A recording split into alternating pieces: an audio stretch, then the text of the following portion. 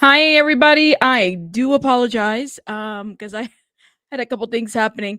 Welcome, everybody. I got a couple things I got to do before I really get started, even though I'm casual.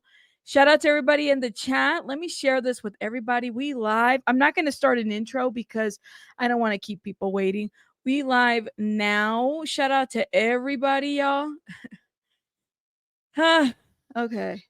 Boy, man, what a day. It hasn't even started all the way, and it's already crazy.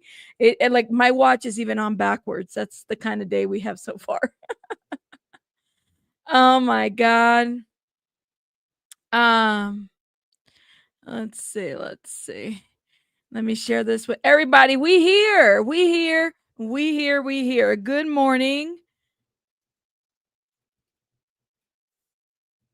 All right. So let me start with a little kind of PSA a little bit. Um Yesterday, I guess after after my live, things got a little heated in the Discord, which I suspect that they would, because some of these topics that we talk about are so heavily charged. It brings different aspects of a lot of us, myself included. I'll put myself in that bucket. But here's the deal, and let me be very clear. I'm not trying to argue with folks about what is or what isn't. I'm not trying to tell you who to vote for. I don't have that kind of power. A lot of the people that are subscribed to my channel are independent thinkers. They don't just listen to what I say. Hell, they don't listen to a lot of what I say. They just do what they do. I would expect that. So I give a lot of grace, and I give a lot of thoughts about the things that I say, in terms of, especially with this topic. It's so easy to make this about politics when in reality it's not. And I love the people like Voidzilla and others that have said, this isn't really about a political side. This is really about transparency. And we should be having the same energy for both sides, regardless of where you voted. I don't think people come here to my channel to listen to me tell them who to vote for, or who they shouldn't have voted for. And I don't shame people for voting who they wanted to vote for. But what I will ask is that let's keep it cute and respectful. And there's always a good thing to have a difference of opinion between all of us. We're not all the same. We all have different walks of lives. And that's okay. If you're here thinking that I'm going to sway one way or the other way, that's just not who I am. And I would suggest that anybody that is a member or wasn't, but whatever it may be, you don't like what somebody said in the live chat, there's this thing called like a personal message. You can message the person personally and continue the conversation there. And then that avoids the tagging of other people that are not necessarily involved in that conversation. That's my thought on that. I was a little taken off last night. I was like, well, what the hell happened? But we have to move on, and that's what I plan to do, is to move on.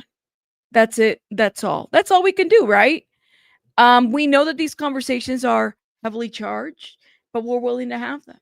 And like I told you, the best indicator, and I've said it before, emotional intelligence is about being able to talk to people and have a difference of opinion, and not necessarily walk away with trying to destroy a person anywhere, based on that difference of opinion. That's how I see it. But I mean, those are my opinions. Yes. And sometimes we didn't consider things. It's good to be well rounded in different views and collaborate. That's how I see.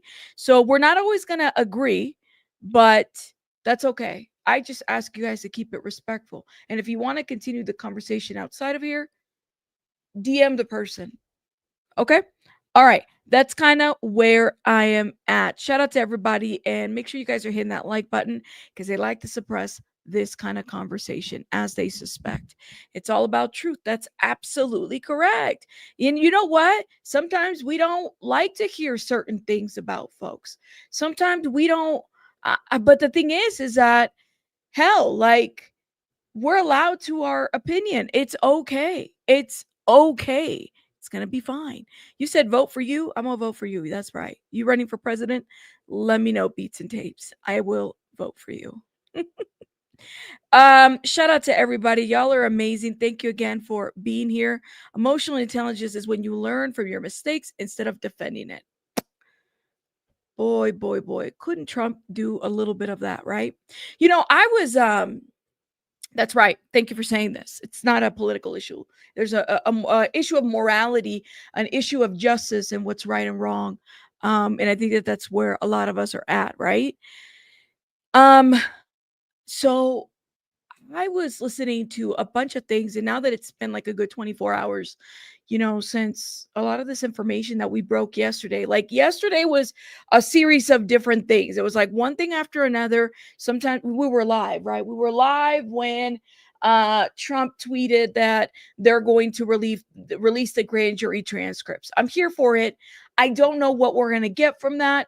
Um, I don't know what it is that we expect from that. The thing about when you're in a position such as the president or any political kind of position, even hell, even a celebrity to a certain degree, you only get so many times to get it right. Okay. So if your campaign was about releasing these documents, and hell, if you excelled and really pushed your agenda through this narrative that the Clintons are this, or that the Democrats are that, or that this is what they're hiding, listen, that's what you offered to the people. And a lot of the people, what I'm finding out is, people were so focused on transparency as it became to this issue, right? So what I find to be interesting is that you have the side that says, listen, I don't care, I might have been at this side or I might be this side, I'm still MAGA or I'm still this or whatever, but I'm on the side of truth. Before anything else, I'm truth. And I'm like, okay, I can respect that, right? Like regardless of what side you landed on, right?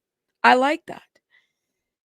But when it comes to being a president or any kind of those leadership positions, you only get to get it right one time. So, of course, there's going to be a level of skepticism regardless of what gets released because they didn't get it right the first time, even though that's how they campaign. They campaign this. They push forward with this. You only get to get it right one time. Now, you only get to fix it another time. And if you fix it and if you don't do it right, then you're going to be viewed a different way. And let me tell you, you're at a very high position. You get to be criticized. That's it. He said, I think it went with conspiracy theories, and the investigation came to the same conclusion as the previous administrations, says J.K. Delete. Is that the possibility that they campaign with all these conspiracy theories and then they're like, well, we investigated this and it turns out it was a nothing burger? That could very well be the case. But one thing that we can't do is we can't ignore the president's behavior. Like, the behavior that he has shown throughout this, it's been like I don't know how you don't notice just how crazy the behavior has been. And even if, like, I was thinking about the Wall Street Journal and their, publication and everything that they exposed. I was thinking about this. I said, okay, we talked about that yesterday. What did it really reveal? That he was friends with Epstein, which a lot of people that voted for him knew that. What did it really reveal? That him and Epstein hung out. Okay. What did it really reveal? That it looks like Epstein might have held some secrets on Trump. Okay. But it never stopped people from not voting. Like they knew this about him. A lot of things that have come out, people knew this about him. So there is that. Like, I just don't think that, what is it? And I'm not saying that there's anything like it's not explosive, but I don't think that I learned anything other than a little drawing and a little conversation between the two. What else was there that we didn't learn? If you know what I mean? Let me know what you guys think. He's not asking for the release of all evidence, just the testimony on GE and GM. Yes, you're absolutely right. Like I said, I'm not holding my breath. I don't think we're going to get everything. And when I say get everything, I don't want the victim's information. We're not looking for child prom. Protect the victims, the 1,000 victims that are out there, right? But I struggle with the idea that Pam, when we reviewed the letter yesterday, if you missed that live, you got to go watch it. There was a letter that Pam sent to Kash Patel, and this was February 27th of 2025, okay, this year, where she's telling him, hey, I I talked to the FBI. The FBI told me they only had 200 documents. And here I am talking. I got a source that told me that the New York office is holding thousands of documents. And so then we go from February to now July, and it's like, how the hell did you have enough time?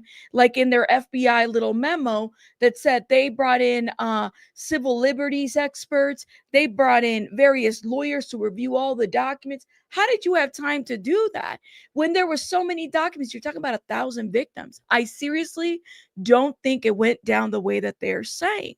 And so that's that lack of transparency. We're not asking for victims' information. Nobody would want that. I sure as hell don't. Nobody would want that. But I love the fact that that the president has felt social media pressure. Okay, not just MAGA, because I find that to be just like really off to just say, well, all the MAGA supporters. No, no, no, no. Everybody came together and said this is wrong. And everybody put their differences aside to say this is wrong. And this is why the guy felt some media pressure over it. I'm here for it. That's right. So we don't need the names of the people they did stuff to, but who did it? And here's the deal, guys. Does it mean with the release of the transcripts, does it even mean that people are going to be brought to justice? It doesn't even look like that's going to be the case, guys. Honestly, it doesn't even look like people are going to be brought in for questioning, or people are going to be prosecuted over this. It seems to me that they have settled the dust, and I mean they, not that the dust has magically settled. They've settled the dust to what they're willing to do at this point. It is unfortunate because this is huge. It really is. Ram, thank you so much for the $9.99. Thing is, you say keep the same energy, and we're here. One thing is to agree to disagree on the immigration policy, but another thing is, as a mom of 2 girls, I'm an SA victim. There's a line, hasta aquí, period, right here. That's right. You're absolutely right. We may not agree on immigration stuff. We'll never agree, right? Like we see a different, there's a lot of people here that don't agree with me. I see immigration a little bit different, right? I don't agree with mass deportations. You know, people have said, well, if you don't agree with this, I'm out of here. Okay, vete. I get it. Y llévate tus tiliches. Do what you got to do. Okay, I get it. But it's a little bit different when we're talking about like a list of victims, you know, or people that have been victimized. And these perpetrators that have not been prosecuted are still in power politically, right? Politically. It is what it is. So I appreciate Ram. Thank you so much for the $9.99. And you're right. You got to keep the same energy. At the same time, people have the right to defend themselves. I believe that 1000%, right? That if you have people, like if we go through this mindset of guilty by association or guilty because of this and that and the other, then that's not how necessarily things work, and we have to kind of weigh that in. But I just want to know, who are these perpetrators, because there's no way that it's just a woman and Epstein. There's no way that the lady did, you know, and I'm not saying like to put it like a lady can't do that. That's not what I'm saying. But in 2007, when Epstein signed his non-prosecutorial agreement with Florida, okay, they named names there, and a lot of these people were women in the modeling industry or photographers or in the industry that were considered unindicted co-conspirators. You know what I mean? So it's like, okay, so it just can't be Ghislaine. There was others. There was others. Just I agree. Thank you, Ram. I appreciate it. Thank you again for this $9.99. Thank you. Let's see. Investigation at a minimum. That's right. That's right. Let's see. My problem is that a lot of his supporters are okay with Trump hurting others. It bothers me that some people are okay with harms as long as it's not them being harmed. And the thing is that it's so hard. That's where it gets into this gray area of like, are we fighting with, is this a political fight or is this a truth and transparency fight? which one isn't. I am not okay with anybody. I'm not okay with Biden harming people. I'm not okay with a lot of the stuff that has happened in both administrations.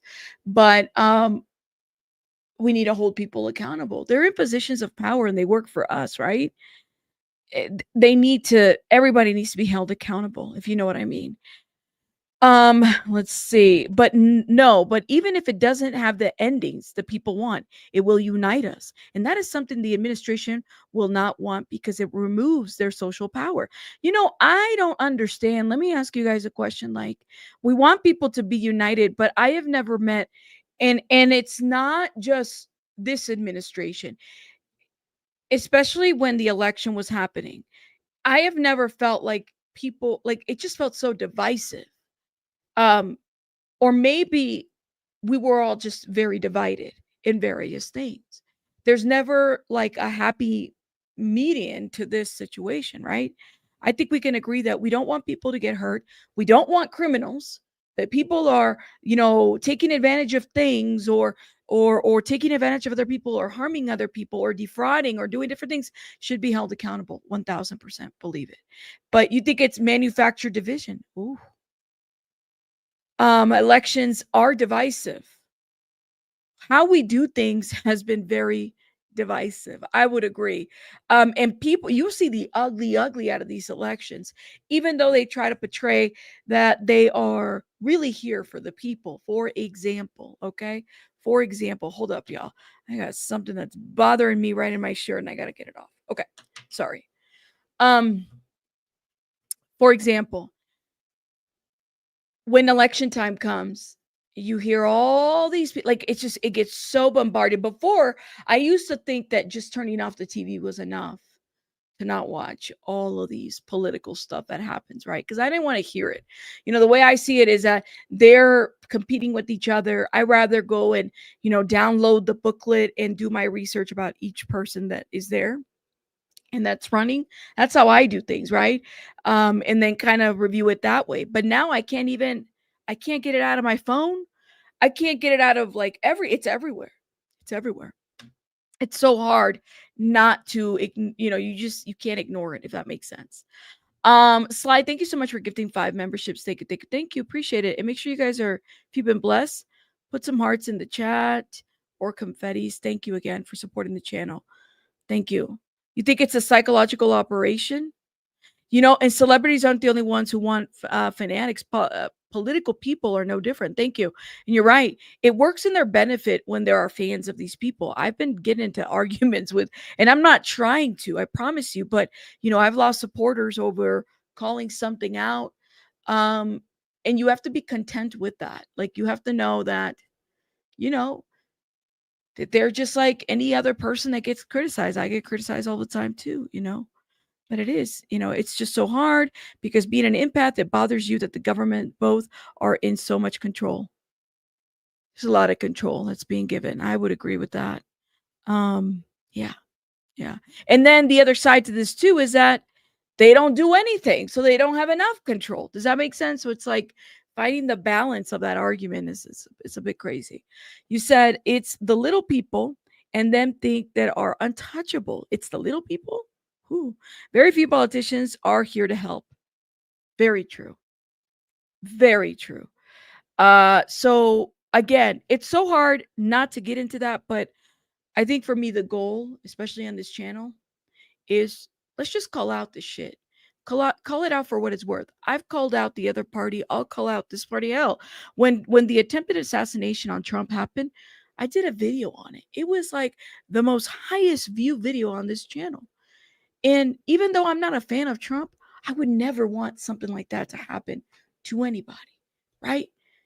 And if it was orchestrated by whoever it was orchestrated or how it happened, we should have the same energy because that's still a crime. It's an attempted assassination.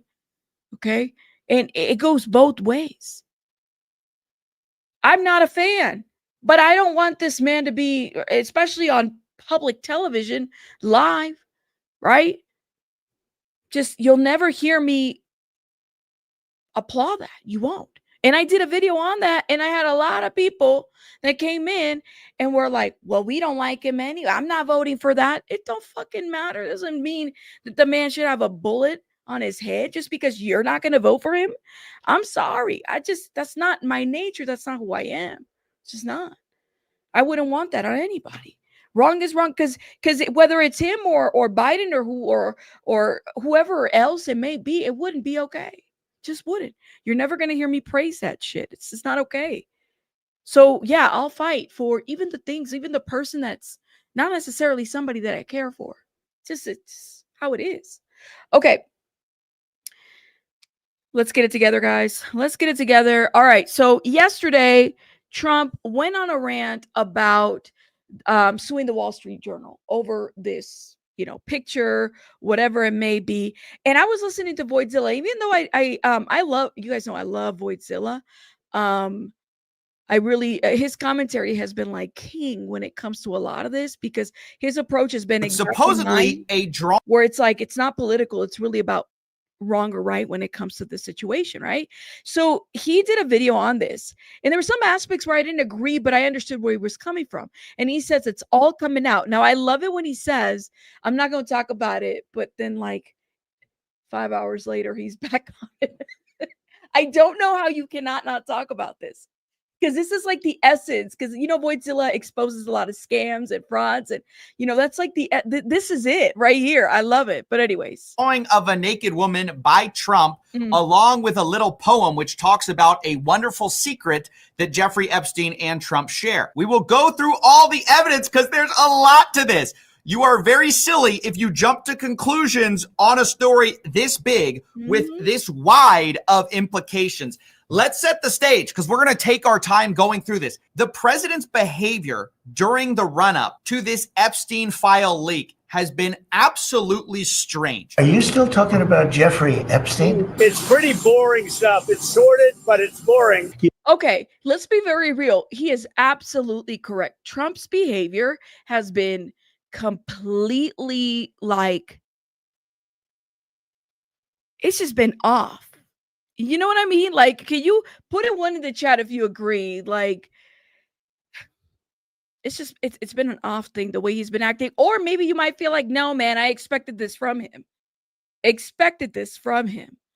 Let me know what y'all think. You think it's been off? Okay. You don't want to affect people's lives if it's phony stuff in there, because there's a lot of phony stuff. These files were made up by Comey. They were made up by Obama. Even his supporters are like, well, why is he acting this way? It's so weird. All of a sudden it goes from the files exist to they don't exist to they're a hoax actually, and there's a bunch of phony stuff in there. This article, if true, explains a lot of the strange behavior. And we don't know if there's more that's going to come out, if this is all there is, but I'm going to go through the main allegation, and I will call it an allegation because Trump is definitely going to sue over this. He's already said as much. If he's going to sue, and he's sued publications before, I believe, okay, correct me if I'm wrong in the chat. I think, was it CBS News who he sued, and he actually did, I can't remember what publication it was, but I believe there was a publication that he sued, and it was over defamation. I mean, if the man feels like I didn't draw this or I didn't do this, what's the word? I don't draw women. I don't doodle women. I don't know what it was that he said. And then people went back. Hell, I didn't even know the guy was an artist. I was like, okay, he really does draw. He did the skyline and the little the towers. And I mean, he draws by but I do wonder. Lennon says, I don't think releasing the info is going to change anything in terms of justice. If we're really honest with ourselves, justice doesn't really exist in this country. Ooh, Lennon, you just said a mouthful in that comment, my friend. You don't have to explain more. Let me know what you think. Yeah, he won against George Stephanopoulos. I think his last name is always weird. I always say it kind of funny. And ABC, CBS, and others. Okay, so listen, if I'm Trump and you're defaming my kid, if I had that kind of money, I would sue. I would sue if I know I didn't do anything. So I give credit to that. I'm like, okay, but anybody can sue anybody nowadays. Let's be very real. But if I didn't do something, yeah, I'm going to sue. I'm going to sue, and I'm going to make you correct the record. Yeah. So here's basically the story. Supposedly, Ghislaine Maxwell collected letters from Trump and dozens of Epstein's associates for a 2003 birthday album. It was for his 50th birthday. Pages from the leather-bound album, assembled before Epstein was first arrested, are among the documents examined by the Department of Justice officials. So there are birthday letters to Epstein that supposedly have been seen by the DOJ. They have them in their files. And the one from Trump supposedly has a naked woman, which appears to be hand-drawn with a heavy marker. And the future president's signature is a squiggly Donald below her waist. The Wall Street Journal goes on to say it's not clear how the letter with Trump's signature was prepared. Inside the outline of the naked woman was a typewritten note styled as an imaginary conversation between Trump and Epstein. Voiceover. There's more to life than having everything. Donald.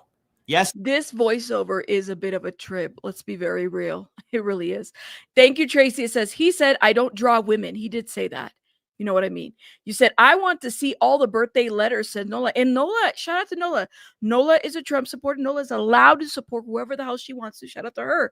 Nola said, listen, I want to see it all. I want to see everything that's out there. I'm here for everybody that is willing to see the other side. So thank you, Nola. Appreciate you. But she said, I want to see the pictures. I want to see the pictures. I want to see everything, the birthday cards. As long as there's no birthday suit cards, well, I don't know about that, but okay. There is, but I won't tell you what it is. Jeffrey, nor will I, since I also know what it is. Donald, we have certain things in common, Jeffrey. Yes, we do, come to think of it. Enigmas never age. Have you noticed that? As a matter of fact, it was clear to me the last time I saw you. And the final line is, a pal is a wonderful thing. Happy birthday. And may every day be another wonderful secret. Obviously, that is an insane thing to write to what later would be found out to be one of the world's most prolific. But there's also two lines in there which are horrendous. One, enigmas never age. That's just a strange line. Yes. It's a very incriminating sounding line. We don't know what it means exactly. And then also we see, may every day be another. And this should be verified. You know what I mean? And I'm hoping that that's what the Wall Street Journal did, is that they went back and they verified. They were able to get the people that they have. Now, was all of this in handwritten? It sounds like that's what it was. It's very specific, very clear, to pick up. Other wonderful secret. Of course, this all written inside the outline of a naked woman. Kind of tells you what secret they may be talking about there. Now we're going to go over Trump's response, and then, of course, all the evidence, all the denials, what you may want to know before making up your mind. Like I said, this is not a story where you're going to want to snap to judgment. Even now, I think there's still a lot we need to see. But I want to go over Trump. Here's the thing, and you guys are going to maybe slap me in the comments for saying this, and that's okay. Here's the thing, y'all. Even if like I said, even if he wrote this, which I'm kind of here with you when you say this incident, I don't quite believe. I'm back and forth on this. Doesn't sound like him. This also could have been released a while ago. Why now? Why was this being released now? I think it's an important part. But what is this supposed to tell you about Trump that we don't already know? That there's a secret? They were friends, y'all. I'm there with you right here. I'm there with you on this. Because it's kind of like, why is it? Why now? Why after this scandal release this now? Why not before? And what is it supposed to tell you? Something that we don't, they were friends. Clearly they had secrets. Yeah, it's not a gotcha moment. I'm not taking it that way, even though the people are running with it that way. I don't know how to make, I don't know, y'all. I think that it's being read too much into it, if that makes sense. If this is true, Biden would have released it and had him thrown in jail. I don't know for what, though, because it's just a drawing of a, lady with the lady lumps. I mean, that's all it is. It's a hand draw. What's the crime there? Is this a letter between two friends and there's a secret? That's it. I just think that we're putting a lot of emphasis in this, which then makes me it makes me a little bit concerned about intent. You know what I mean? Yeah, bad art isn't a crime. The conversation, right? Like, if there's one thing I've learned about Trump, it's that locker room conversation is a thing. You know what I mean? Like when he said, grab the women by the, you know what I mean? And people then try to skew that and say, well, it wasn't said this way. And I'm like, but okay, he said it. Like, I hate the fact that people don't acknowledge when things are plainly obvious versus then us trying to put our own spin on something. Like, it's just plainly obvious. Wait, Kraken said, Kraken's like, bad art is a crime in my studio. LOL, LOL. Oh my God, y'all. Anyways, let me hit play. Y'all, and by the way, you don't have to agree with me. Feel free to disagree. Do what you got to do. I welcome a difference of opinion, but let's go. Trump's response, he gave an interview with the Journal on Tuesday evening, and he denied writing the letter or drawing the picture. Quote, this is not me. This is a fake thing. It's a fake Wall Street Journal story. I never wrote a picture in my life. I don't draw pictures of women, he said. It's not my language. It's not my words. He told the Journal he was preparing to file a lawsuit if it published the article. I'm going to sue the Wall Street Journal just like I sued everyone else. What do we make of this? Before we jump into the evidence, before we jump into all the reactions, both public and of the people involved, let's just talk about what this could mean. The denial puts Trump in a very particular position, because if it later comes out and turns out to be true, it's worth saying the Wall Street Journal did not publish a photo of the letter, which everyone's been asking for. There are a lot of reasons not to publish it. Maybe your source didn't allow it, but that's a huge part that could come out that changes the whole landscape of this, right? If it comes out, it's very devastating, because you wouldn't lie about something like this if you thought it was no big deal, right? The denial actually implies a lot of bad things about what the letter could mean. If you weren't worried about a story like this, if you thought the letter was nothing, you wouldn't deny it. You would just give no comment. You certainly wouldn't give an interview. So now we're going to talk about the reactions of the people involved, because it's worth saying. I don't know if I necessarily agree with that, because even if he made no comment, people are going to speculate. Like, you can't please everybody. I don't know if I agree with that, but I understand what he's saying here. And I think we just have to note that, like, this coming out at this time, the scandal being what it is, and you have Maureen Comey, who was fired. Like, no matter what you do to diffuse the situation, it just isn't. Like I said, they had one time to get it right, and that was to release the appropriate information that needed to be released. And we're not going to get that. We're only going to get transcripts of a grand jury situation. Like, that's all. Trump is not the only letter mentioned in here. And I think that's really important, because in a story like this, you want to look to what could be corroborating evidence. So Alan Dershowitz is cited in the piece, having written a letter that included a mock-up of a Vanity Unfair magazine with mock headlines of who was Jack the Ripper? Was it Jeffrey Epstein? Alan, a former lawyer for Epstein, does not deny this. He says, it's been a long time, and I don't recall the content of what I may have written. Lex Wexner also supposedly had a letter in there. He declined to comment. Supposedly his letter was, I wanted to get you what you want, so here it is. After the text was a line drawing of what appeared to be a woman's breast. And then we have a former assistant who was not cited, who sent Jeffrey a letter. Oh, Jeffrey of Jeffrey, everyone loves you. Fun in the sun, fun just for fun. Pretty innocuous. And then, of course, we have Donald Trump, who denies, of course, the whole thing. So we have some non-denials, some people who just didn't respond. And then we have Trump. Trump's the only one who's firmly denying this letter so far, with him doubling down. He should have just acknowledged it and been like, listen, we were friends. I don't remember writing that. But we were friends, and this is what our relationship was. Like, I just feel like Shannon Miles says that's a great point, because Trump could have just said, yeah, I gave him that card. I don't know what I wrote in 2003. It was just jokes. Do y'all remember what you wrote in 2005? Do you, like, some of us don't even remember what the hell we had for breakfast yesterday morning. Really? He doesn't want to admit that they were friends right now. Right. But they're like pictures all over the place, and you're partying it up, with your wife. I think that that denial is crazy. And what are you going to do? Are you going to prosecute the Washington, the Wall Street Journal, and everybody else is talking about this? That's crazy work, guys. It's crazy. I love the little breakdown that he did, but there was a better way to acknowledge this. And then it has his whole signature on it too. The bigger question is, on top of this is why is this coming out now? It's always about intent, I think.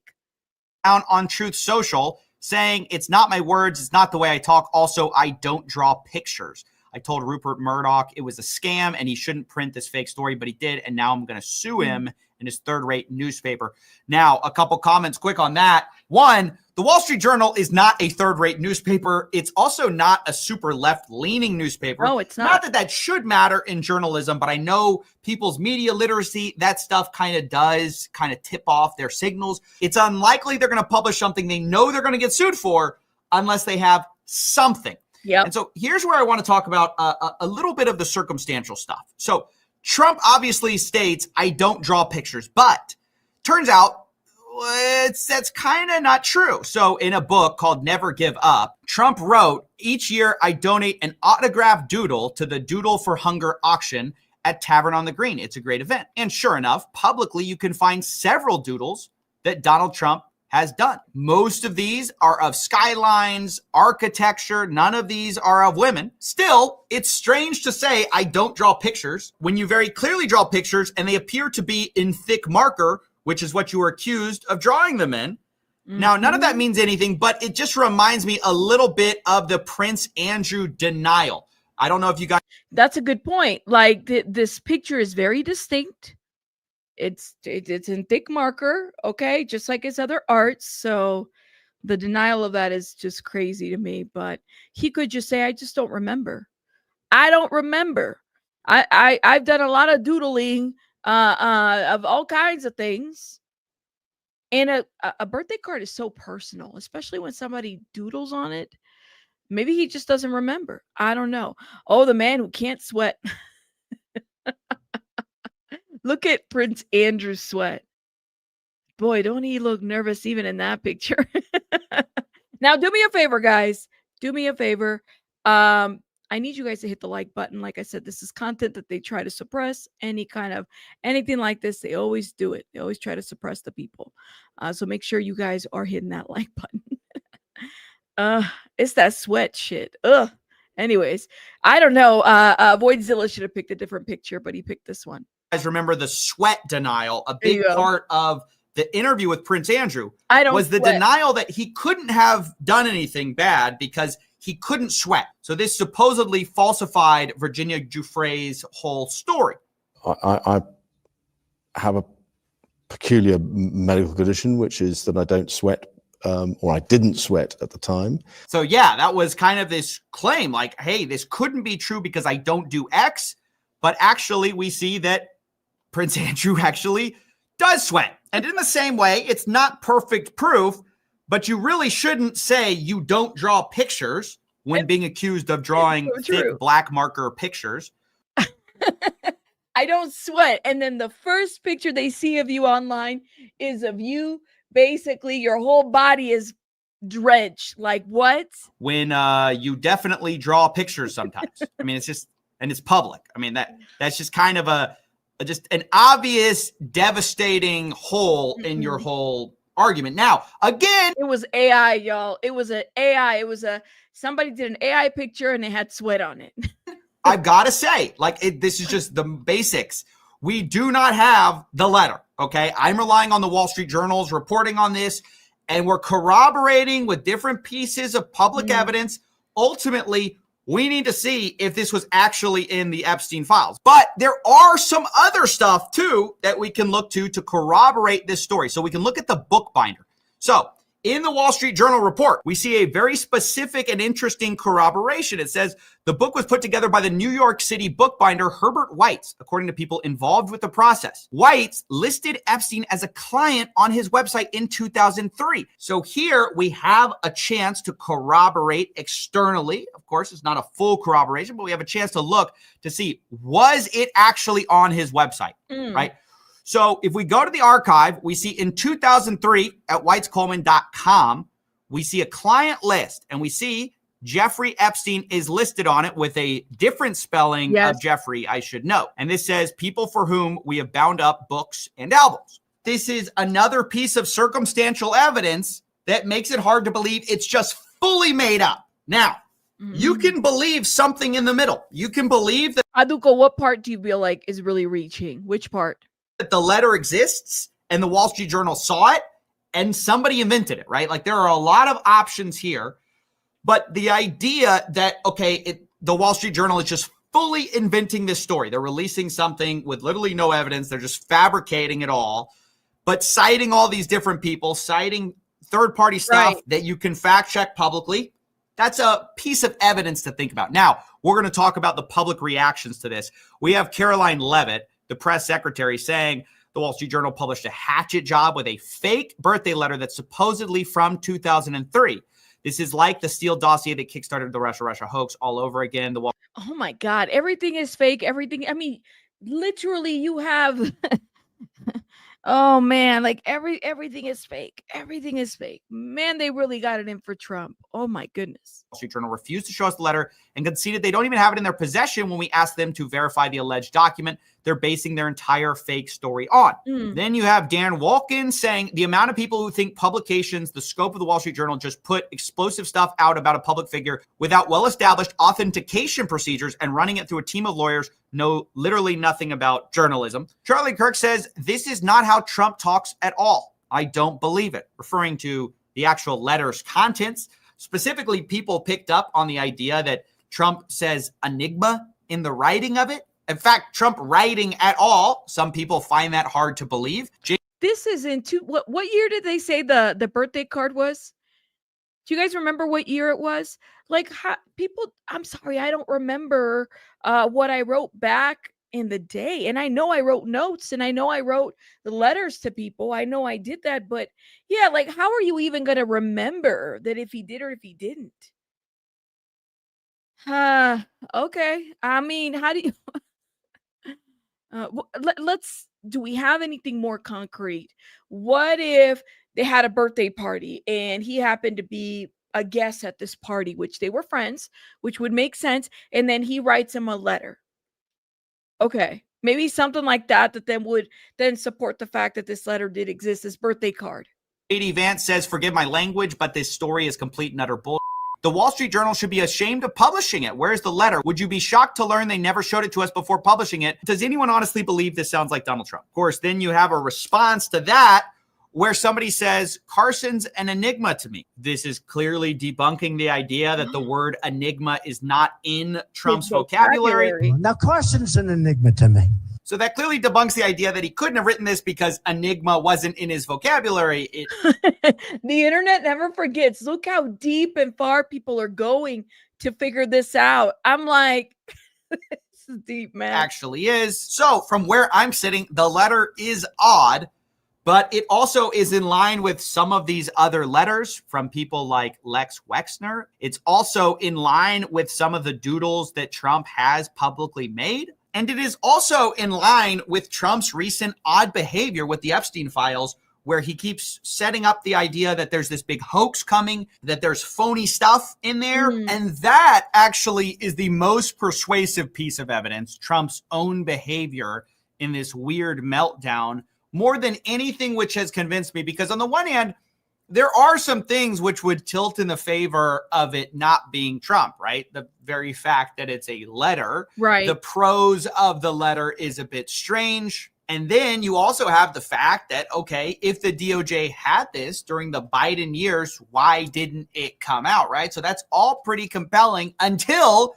you once again just look at the way Trump has been behaving. I think it strongly suggests that Trump saw something in the Epstein files, was debriefed on something that he was worried about. Whether it was this letter or something else, I don't know. But clearly there's something in those files that he was concerned about being involved with. I think we need a full declassification of these files, except for the CSAM and victims. Now, to the declassifying comment, Donald Trump, based on this, has posted, based on the ridiculous amount of publicity given to Jeffrey Epstein, I have asked AG Pam Bondi to produce any and all pertinent grand jury testimony subject to court approval. This scam should end right now.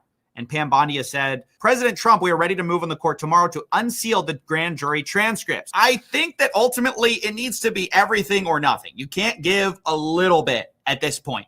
With the level of allegations being leveled against our president, that he would send pretty incriminating letters to the world's most notorious pedophile. Now, again, before he was arrested the first time, right? But given the letter's contents, given that they're doing so much, they're going to be suing the Wall Street Journal over this. To deny it, I think if it turns out to be true, is devastating. I mean, totally devastating and horrific, and no one should defend it if it's true. And that's what we need to find out at this point. So I think the answer is clearly that, yes, I would love the Wall Street Journal to release this photo if they have it in their possession, if they can release it from their source. And I would love for the DOJ to declassify the actual relevant pieces of this whole thing, because the absolutely central piece of evidence in this whole story are these letters, which are in a leather-bound album and supposedly in the DOJ's possession. That's clearly not going to be a grand jury transcript. Somebody leaked this, right? When did I have a lot of questions too, as far as like, and I haven't read the Wall Street Journal full article. I've read other articles about it. Where did it come from? Who was holding on to it? Okay. That's going to be one of the pieces of evidence they collected from Epstein or Maxwell. And so that is a different category altogether. Maxwell, so I think given that, it's hard to see this as anything other than a distraction from what is actually relevant here, which is, could this be a message? Let me entertain me for a minute, okay? Just for like 5 seconds on this, okay? Could this be a message to Trump, right? Because Trump is not looking to pardon Maxwell or anything like that. But if it's coming from the Maxwell base, could this be then that? Could this be a situation where, you know, she's like, well, this is a first piece of information. Look what I got out of everything that apparently she has and other stuff that's being had. And by the way, who's housing all this information? Could this be a what's the word? A carrot, right? Like a little like, if you don't work with me, I'm going to release the rest of this. You don't think so? You said nope. Blue, hold up. Blue Jay says the Wall Street Journal is full of crap. That don't even sound like Trump. Okay. Say more. You don't think it's anything, Blue, you don't think it's anything that Maxwell is holding over Trump or any of these powerful people. I'm just thinking in my mind, because I think the timing is very well, first of all, the timing of a lot of things is interesting. Comey's let go. This article comes out yesterday while Trump is like everybody's on his neck about the Epstein files, right? So then he's like, okay, I'm gonna release the transcripts. The transcript, that's not really what a lot of people are asking, but I do kind of have to wonder if there's something more to this, if this was just like a little bit of a warning from Maxwell's camp to say, I got more shit on you, or I got more shit on all these people. It's about to go down. She's appealing president, but he doesn't want to pardon her. And it's only a grand jury trial. That's it. That's all we're getting.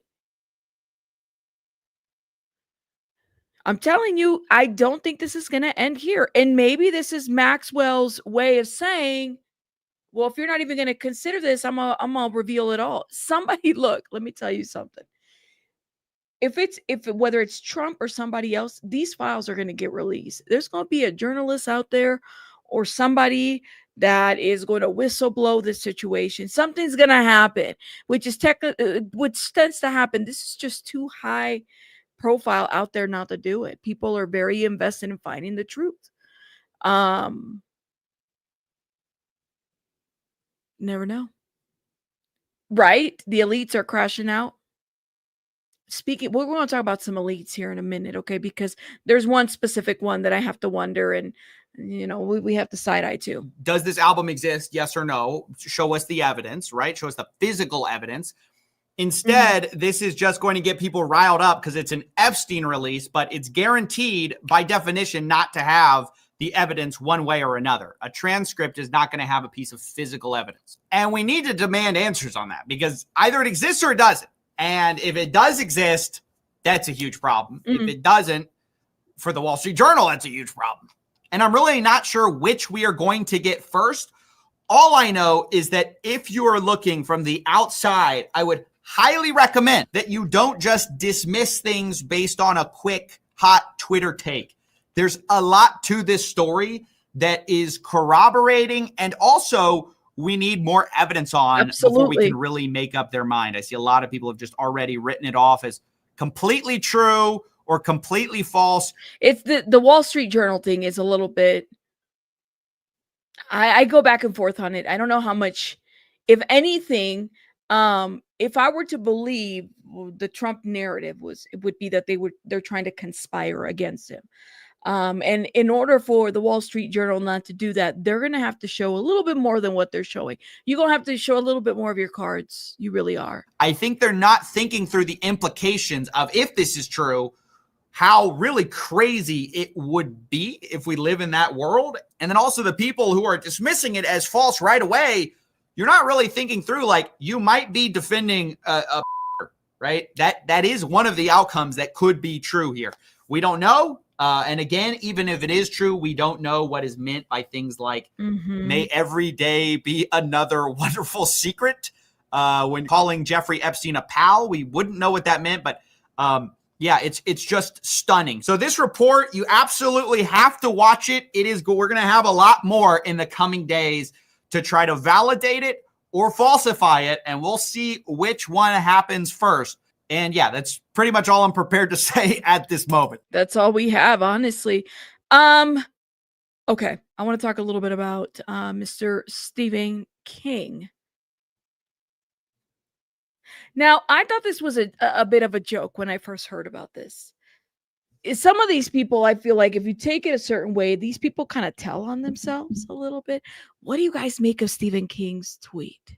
Now, this was on the 15th. We missed talking about, we talked about Kevin Spacey. I'm like, I can't keep all these people all together. But Stephen King, who said the Epstein client list is real, so is the Tooth Fairy and Santa Claus. They're telling on themselves in real time. Okay. What do you guys think about Stephen King's tweet?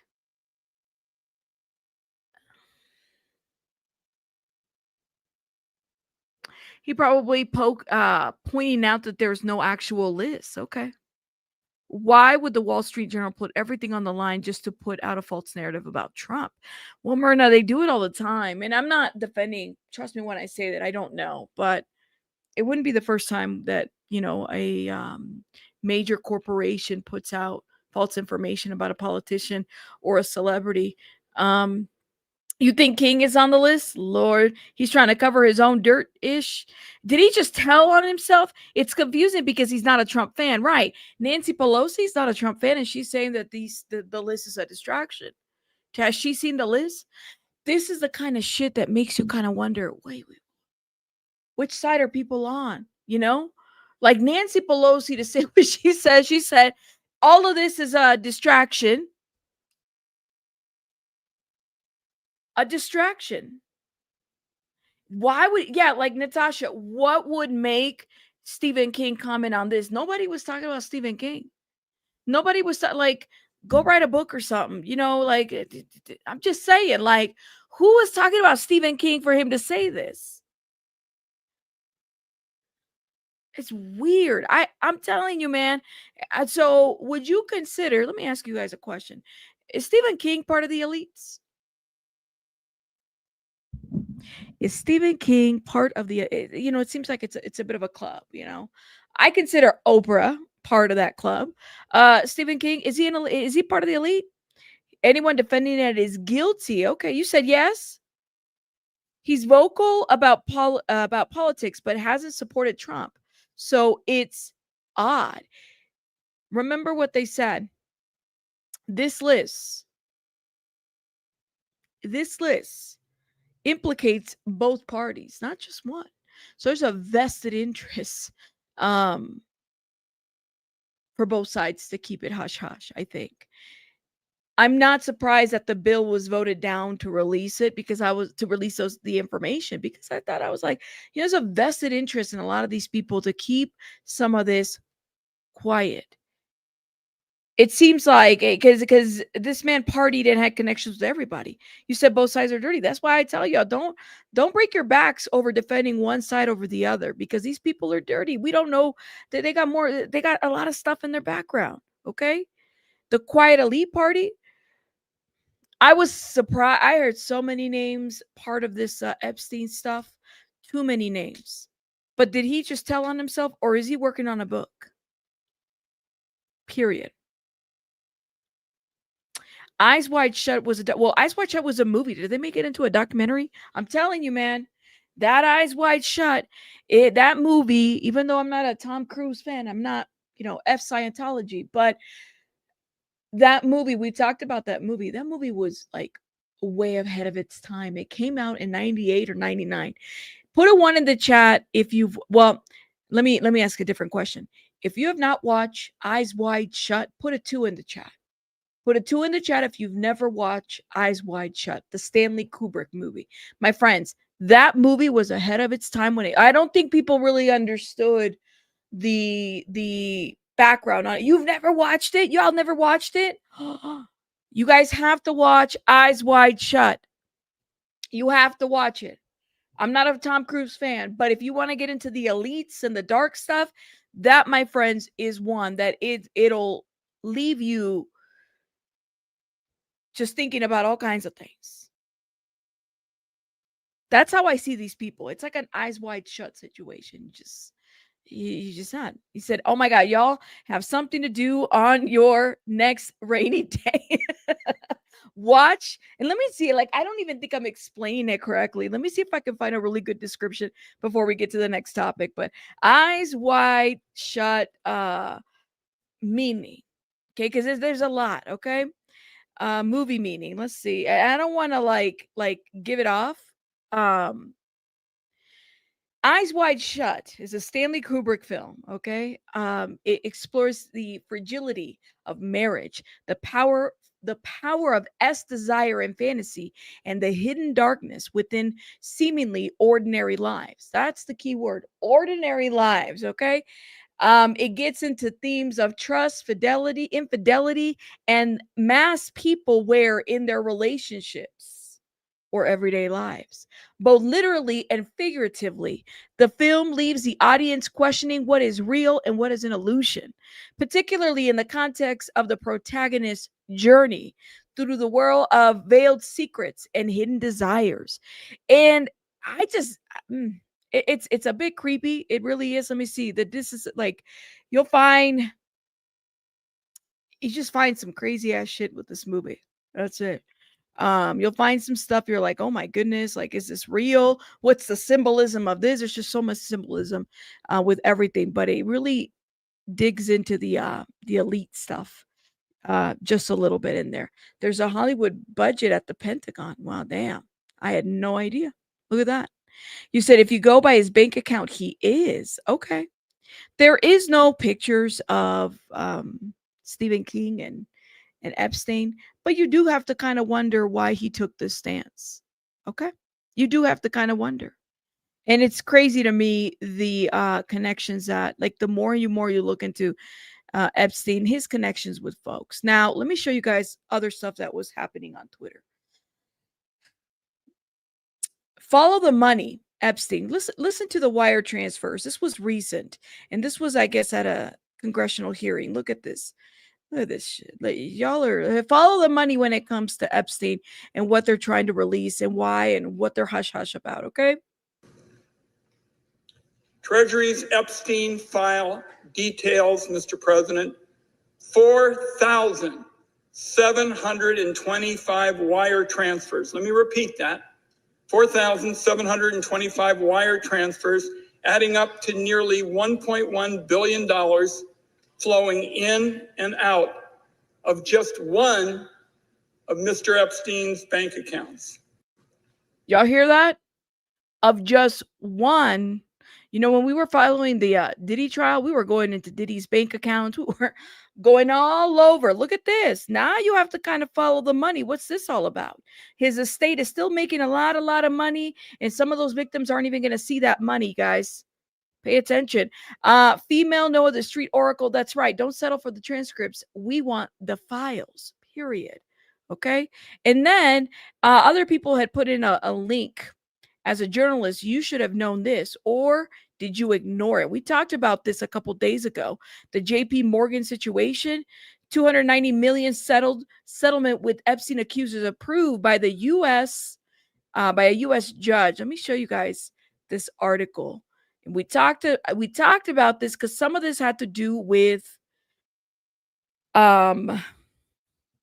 what's his name? Eladio, little Elon, who's still running up and saying different things. And I'm like, Elon, sit down, Elon. Sit down, Elon.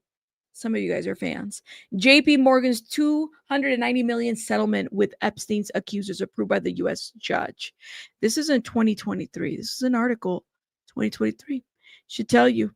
So there was a settlement with women who said Jeffrey Epstein abused them. And that's the largest U.S. bank turned a blind eye to the late S trafficker. The judge called the deal a really excellent settlement that he said could prevent future ST by alerting banks to the consequences of facilitating transactions linked to it. We're talking about a bank. What about hotels? Many of those victims were trafficked, had to go to the Trump hotels. Okay. You do have to kind of wonder if that's in the files. Sir, ma'am, sir, like you have to wonder how much of this, because don't forget what Virginia Giuffre said. Virginia Giuffre implicated the Trump Tower and all these, fancy schmancy hotels, right?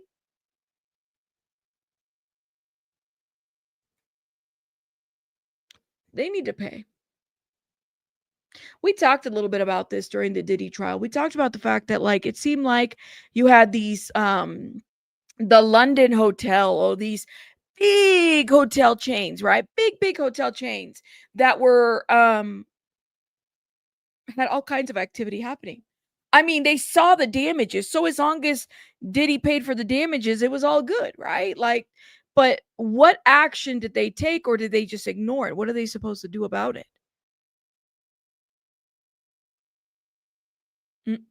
That's right. Mar-a-Lago. So if you can hold a bank accountable, how come you can't hold an establishment accountable for allowing these kinds of things to happen? And to a certain degree is how do they go about that? Do they get sanctioned?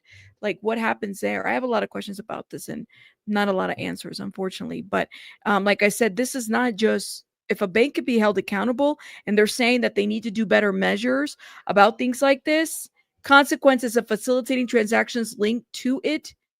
Okay. If there's consequences for this, it should be all around. This case is a message. This case sends a message through this very substantial settlement that banking institutions have a responsibility that perhaps not fully recognized in the past. Okay. The deal followed embarrassing disclosures that JP Morgan ignored internal warnings and overlooked red flags about Epstein because it had been a valuable client. Okay. Epstein was a JP Morgan client. Okay, girl. Hold up, y'all.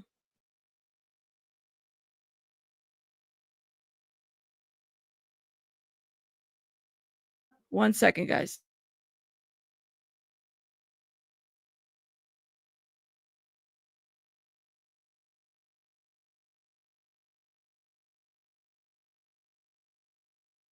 One sec, guys.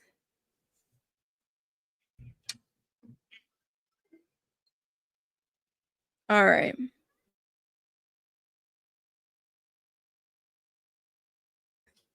Baby buddy. She came in here to took my phone. I need to change a bank so I can get away from JP Morgan. It's so stressful to me. Whew. But this is the thing. It's if we can hold, if institutions, banking institutions, what red flags would they have put?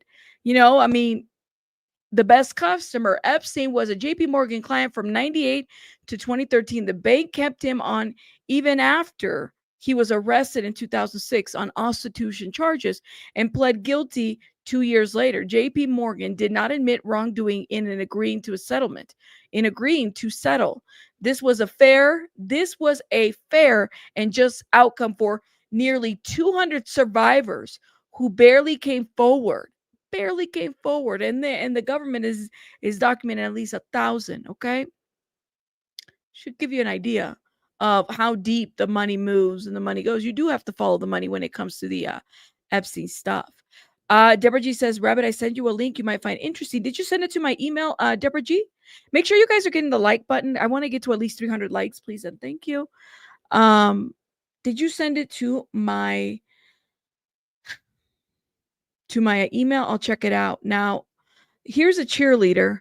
Benny Johnson, the Wall Street Journal's latest bombshell about a Trump Epstein birthday letter is deeply connected to discredit Russiagate hoax and Steele dossier. Investigative journalist Susan Crabtree reveals the reporter Joe Palazzolo previously worked for Maine Justice. There's all kinds of stuff being said on Twitter. Again, we've already talked about this letter. Ex-judge describes what Epstein documents could look like. I do want to watch this one. Donald Trump and Jeffrey Epstein, the president is now asking the DOJ to release any pertinent grand jury testimony from this case. Joining us now is former U.S. District Court Judge Shira Scheindlin. Judge, great night to have you. Thank you very much for being here. We were just discussing what would a judge do. So what do you think? I mean, how hard is it to release grand jury testimony? Well, there's a high bar, but it's not hard in the sense that the judge looks at it. The judge decides whether it's pertinent. But the question I had is listening to you, pertinent to what? What are we talking about here? Pertinent to what is the big question. I think that's what Judge Berman, Richard Berman, who was my colleague for many years, that's what he's going to be thinking. Now, what is it pertinent to? Look, it seems to me, and I didn't hear all of this earlier conversation, but this is a self-made problem. The Republicans campaigned on releasing it all because it was a big conspiracy, and they were going to let it come out so the public would know. And all of a sudden, when it's time to come out after the Attorney General said it's on my desk, suddenly there's nothing there to release. So there's certainly a public interest on one side, but there's a privacy interest on the other. Absolutely. There are witnesses, there are victims. That could be redacted. So you could release some statements and redact others, which means black them out. For people who didn't know what redact means, you can take things out and release it in that form. So if I Thank you. I agree. I concur. With that. Sylvia, thank you so much for the 1999 de-stress lunch. It's ceviche. I haven't had ceviche. That sounds amazing. Thank you so much for this. Appreciate it. Rena, thank you for being a member for a year. Thank you. Oh my goodness, girl. You have been the ride and die. Thank you, love, Rena. Shout out to you, Rena. Thank you. And Deborah, again, thank you for the 199. And Sylvia, yeah, I still need to get me a chimichanga. Starting work now. We'll have a good day at work, okay? Thank you for joining us. Thank you. Yes, everybody. I still need to get me my chimichanga from yesterday. I never got it. You just got your lunch? Oh, well, I'm going to do lunch after this. I promise y'all. But I want to review a couple things. Now, I just love what this lady says. were a speculating person, I think something will get released of the grand jury minutes. Now, I think as I heard on the last segment, most of the material is not grand jury material. So there's still a decision that somebody's making to release or not release. And that's not up to the judge. Can I ask a question of the judge? In a case like this, does the court have to give an opportunity for people who may be mentioned in that transcript to come and object to this? No, I think the judge would consider that privacy interest and would probably redact. Look, the person at the center of it is dead. Yeah. We have to recognize that. This is in a way such old news, but it's self-made harm. It's self-inflicted. What marks pertinence? They said that's the key question. I said that. There. No, I don't know because I'm not quite sure of the answer. Pertinent to what? Public interest. You raised the phrase public interest. There is also Ghislaine Maxwell who is alive. True. She's not dead. True. And she is in prison because of her role. Well, she has a case pending before the Supreme Court. Well, so could she object to it, saying it could hurt my case? She could, but they haven't taken her case. I think it's a cert petition. I don't know that she's agreed yet to hear this appeal. It would be unlikely, frankly, that they would take it. What's the legal issue that's of interest to the court? So, and you mentioned that there are people that could. Maybe this is not released because the people still have to be protected. But what about the president of the United States? Obviously, Jeffrey Epstein is dead. Yes, the person who is at the center of this case. But if it involves the president of the United States, the sitting president, how does that impact what's released?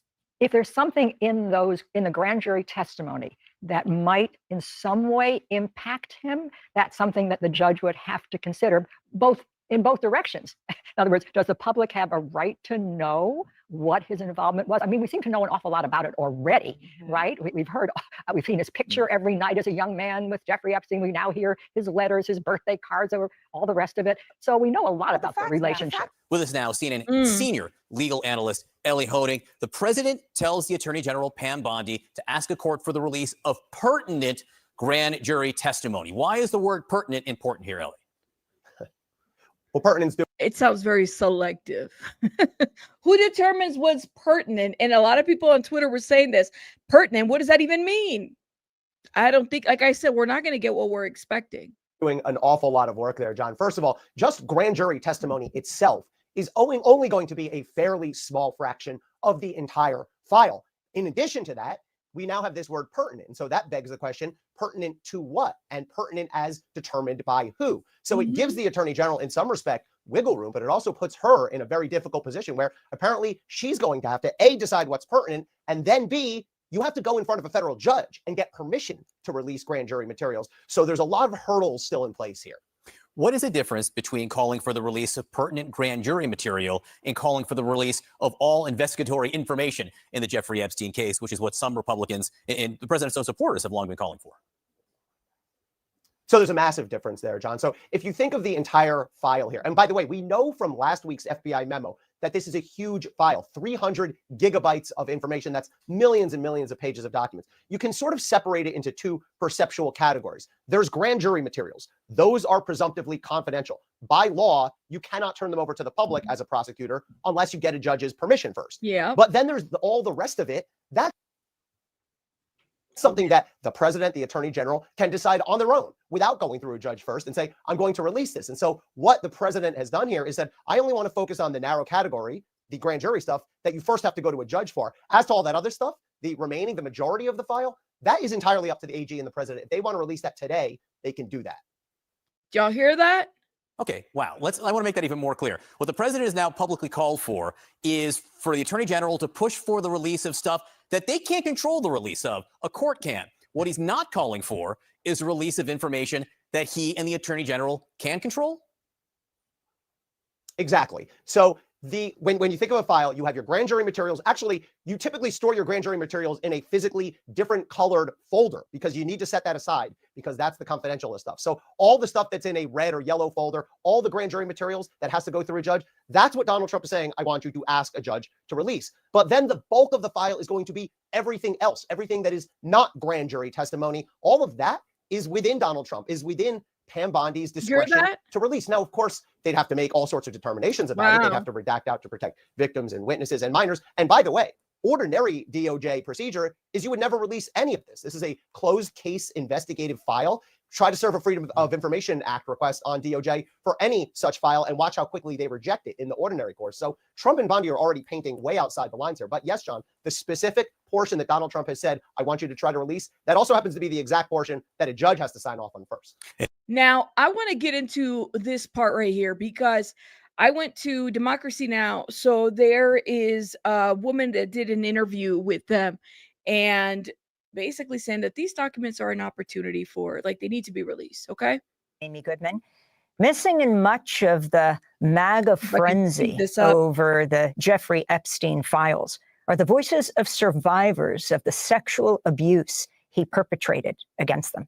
Many, like our next guest, have joined the call for transparency and for the Trump administration to release the files as promised. This comes as Virginia Giuffre, an outspoken survivor of sex trafficking by Jeffrey Epstein, died apparently by suicide at age 41 in April. She was the first survivor to come out publicly against Epstein and his co-conspirator, Ghislaine Maxwell, who remains in prison. She also sued Prince Andrew for sexually assaulting her when she was 17. The disgraced prince was forced to step away from his royal duties and settled with Giuffre in 2022. Her family said in a statement, quote, Virginia was a fierce warrior in the fight against sexual abuse and sex trafficking. She was the light that lifted so many survivors, unquote. Just last week, when the FBI and Department of Justice announced there was, quote, no incriminating client list, it also said Epstein harmed over 1,000 victims over 2 decades, far more than previously known. For more, we're joined. So this is BS, guys. For them to come out with the statement, you're talking about 2 decades? It's just, I'm not believing it. By Teresa Helm, who is a survivor of sexual abuse by Jeffrey Epstein, facilitated by Ghislaine Maxwell. She was assaulted by Epstein in the early 2000s. She now works as the Survivor Services Coordinator for the National Center on Sexual Exploitation. Her 2024 piece for Newsweek is headlined, I'm a Jeffrey Epstein survivor. The documents are an opportunity. Thank you so much for joining us. You, Teresa Helm, have talked about the dangers of grooming. As you see all of this taking place, the uprising within the MAGA movement, lost are what sexual violence survivors go through. Talk about how you first met Jeffrey Epstein, how you were brought to him, how you were groomed. Well, hello, good morning. I can certainly talk to that. So I was attending college out in California at the time and was a full-time student and a full-time employee there. And so that began the process of recruitment to grooming, passed along the line from various people as far as this is an opportunity that I'd like for you to see if you're interested in and go talk to this person. So after speaking with a couple young women about an opportunity that I thought I was being blessed with at the time, I eventually met with Ghislaine Maxwell, who really, what she did was pretty astounding in the fact that within a day, I was convinced that I was in a safe, healthy, wonderful environment, blessed with an opportunity to pursue a career that I had only dreamed of having. In fact, that was my dream, to do what she had stated I would do alongside her, working for her. She was very polite and kind. She built trust in a very, within hours, I thought that I had really landed the opportunity of a lifetime. My family was very pleased that I was there interviewing with her, which is what the intention, that's what I thought I was there for, was an interview, and things went so amazingly well. And then she was so successful in all of that, very, I would call it, master manipulation. She was very calculated in her craft and did it very well. I was very young. I mean, I was an adult, 22 years old. However, I had such big dreams and aspirations and determination, and really wanted to make the most of this opportunity that I thought that I was getting, to the point where at the end of my time with Ghislaine Maxwell, although I hadn't known that there was a partner, as she referred to him, that I would be meeting at the end of my time with her. I hadn't heard Jeffrey or any other person's name the entire time, from beginning sitting behind the desk at work in California at the college, to meeting Sarah Cullen at the beach, to who then introduced me to Ghislaine. I had no idea that there was a final person that I was going to go meet. And once I learned of him by the name of Jeffrey, I did not, I paused and thought about some things, waved any kind of red flag in my mind, because again, she was so, Ghislaine was so good at what she had done. A lot of his co-conspirators that were mentioned in 2007 are women. So I wonder if that was kind of like the front. He would use these women as like the front and everything, to try to get at, some of these victims, to try to convince them and everything. I'm not going to play this whole thing, guys, but I definitely suggest you watch it. It is on Democracy Now! I'm a Jeffrey Epstein survivor. The documents are an opportunity, and I'm glad that people are speaking out. Now, the question that I have is about Dan Bongino or Bongino. I always say his name wrong. Pretty sure it's Bongino. We haven't heard anything about him anymore after his little vacation day. Is he coming back? I think he went back to work, and then that was kind of it. Like, he was like, all right, I'm done. I don't want to deal with this type of situation. We're going to keep our eye out to see anything else that happens. Is he happy? Is he going to stay in that position? Because there were rumors that he was going to leave. He was considering that he would leave. He said, yeah, you said it right. He said, the sad thing is that the male predators often have the women helping them and supporting them. That's right. What happened? This guy right here is just out of here, or is he just kind of keeping a low profile, or what is he doing? That's the question that we have. He's just kind of laying low at this point when it comes to this. Maybe he's like, I think I'm done. I think I don't want to do this anymore. I don't think this is going to blow over. And let me just say this. I don't even think that them releasing transcripts is going to really help out here as well. I think that they need to release everything and stop playing in people's faces. That's what they need to do. They need to stop playing in people's faces. Anyways, guys, I got to let you go because I got to go tend to baby bunny. Shout out to everybody. Make sure you guys are hitting the like button. Thank you for those that supported the stream today. I really appreciate it. And thank you guys for keeping a really good, productive conversation in the chat. Listen, that's how we move forward. That's how we get places when we really, really, really try to have a conversation about everything. Now, we are going to continue talking about this topic as well as others. Because listen, I've been wanting to talk about that whole paranormal subject, and I'm a little worried because I don't be talking about stuff like that, but we'll see how we approach it. I will see you guys later. Bye, guys. Have a good day. Bye, guys.